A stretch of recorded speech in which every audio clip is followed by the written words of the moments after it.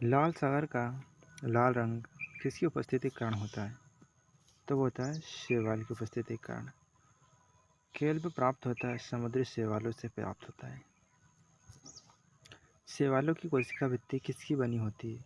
तो वो होती है सेल्यूलोज की बनी होती है। और नेक्स्ट क्वेश्चन, जंतुओं में होने वाली फूट एंड माउथ रोग किसके कारण उत्पन्न होता है? तो वो होता है विषाणु कारण उत्पन्न होता है।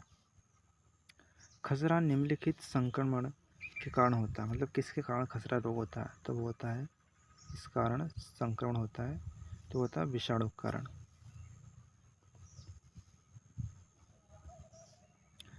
सार्स क्या है? तो सार्स जीवाणु जनित रोग है। कुत्ते के काटने से जिस जीवाणु के द्वारा घात रोग उत्पन्न होता है क्या कहलाता है? तो वो कहलाता है हाइड्रोफोबिया। हाइड्रोफोबिया रोग उत्पन्न होता है तो किससे होता है? तो हाइड्रोफोबिया रोग उत्पन्न होता है विषाणु से।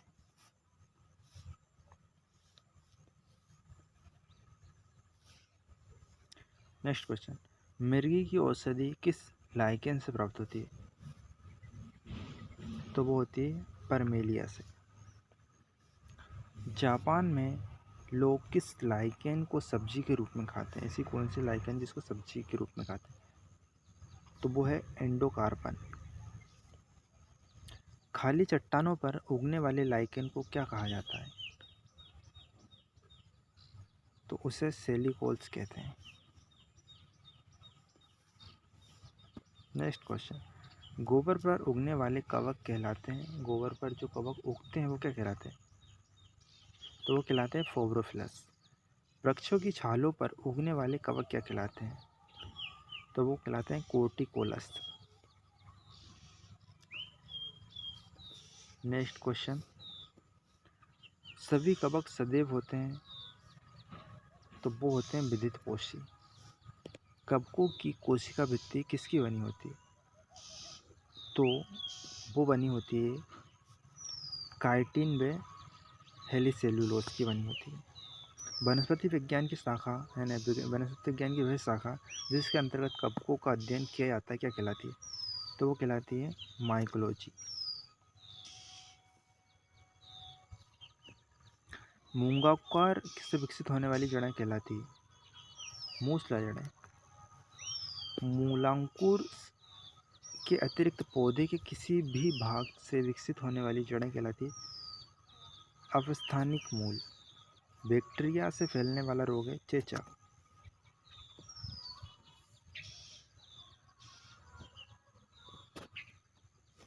प्रोटीन जो कोशिका के भीतर उपयोग की जाती है किसके द्वारा संश्लेषित होती है? तो वो होती है मुक्त राइबोसोलस द्वारा। सिल्वीकल्चर वनस्पति विज्ञान की वह शाखा जिसमें वर्णन होता है शैवालों के संवर्धन का। किस वर्ग के पौधों में जीव बनते हैं? किस वर्ग के पौधों में बीज बनते हैं परंतु बीज नग्न रूप में पौधे पर लगे रहते हैं? तो वो है जिम्नोस्पर्म। सबसे अधिक क्रोमोसोम किस में पाए जाते हैं? तो वो होता है टेरिडोफाइट में सबसे अधिक क्रोमोसोम पाए जाते हैं। जैव उर्वरक के रूप में प्रयोग किया जाता है एजोला। एजोला है जलीय फर्न में, सबको पता है। बीजों की प्रकृति किससे उत्पन्न हुई? तो वो टेरिफोर्टाइस। श्वसन मूल मिलती है जूसिया में।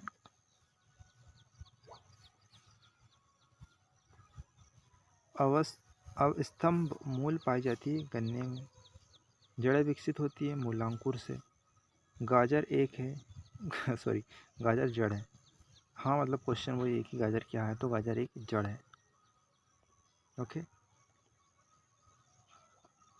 बरगद के पेड़ के तने से लटकने वाली मोटी जड़ें कहलाती है स्तंभ मूल। आलू का खाने योग्य भाग होता है तना। नागफनी में प्रकाश संश्लेषी कार्य होता है पर्णकाय स्तंभ द्वारा।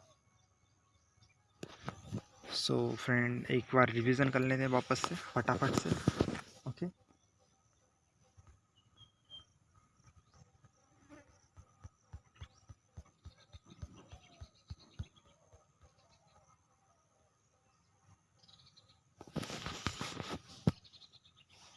लाल सागर का लाल रंग किसकी उपस्थिति के कारण होता है? तो वो होते शैवाल। केल्प प्राप्त होता है समुद्र शैवालों से। शैवालों की कोशिका भित्ति किसकी बनी होती है? सेल्यूलोज की बनी होती है।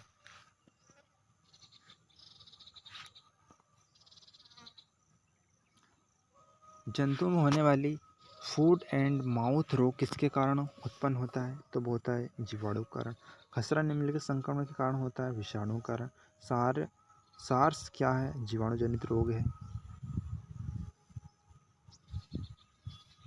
कुत्ते के काटने से जिस जीवाणु के द्वारा घात रोग उत्पन्न होता है क्या कहलाता है? हाइड्रोफोबिया। हाइड्रोफोबिया रोग उत्पन्न होता है विषाणु से। मिर्गी की औषधि किस लाइकेन से प्राप्त होती है? तो परमेलिया से। जापान में लोग किस लाइकेन को सब्जी के रूप में खाते हैं? तो एंडोकार्पेन को। खाली चट्टानों पर उगने वाले लाइकेन को क्या कहा जाता है? सेली सेक्सिकोल्स कहा जाता है। गोबर पर उगने वाले कवक क्या कहलाते हैं? कोफ्रोफिल्स कहलाते हैं। वृक्षों की छालों पर उगने वाले कवक क्या कहलाते हैं? कोर्टिकोलस कहलाते हैं। सभी कवक सदैव होते हैं, विधिपोषी होते हैं। कवकों की कोशिका भित्ति किसकी बनी होती है? तो काइटिन व हेली सेल्यूलोज की बनी होती है।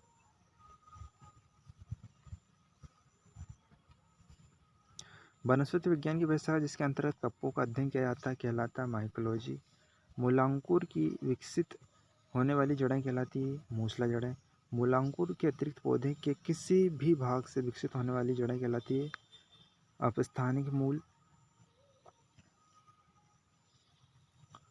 बैक्टीरिया के फैलने वाला रोग है चेचक। बैक्टीरिया से फैलने वाला रोग चेचक है। प्रोटीन जो कोशिका के भीतर उपयोग की जाती है किसके द्वारा संश्लेषित होती है? तो मुक्त राइबोसोमस के द्वारा। सिल्वीकल्चर वनस्पति विज्ञान की वह शाखा जिसके अंतर्गत वर्णन होता है शैवालों के संवर्धन का।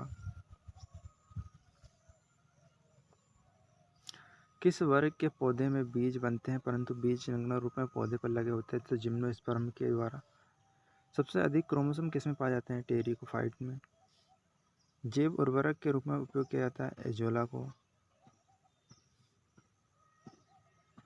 एजोला है जलीय फल। बीजों की प्रकृति किसमें उत्पन्न हुई है? टेरिफाइट में। श्वसन मूल मिलती है जूलिया है।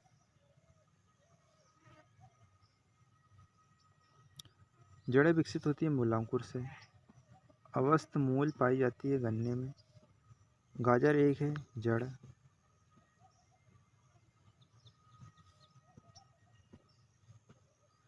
बरगद के पेड़ के तने से लटकने वाली मोटी जड़ें कहलाती है स्तंभ मूल।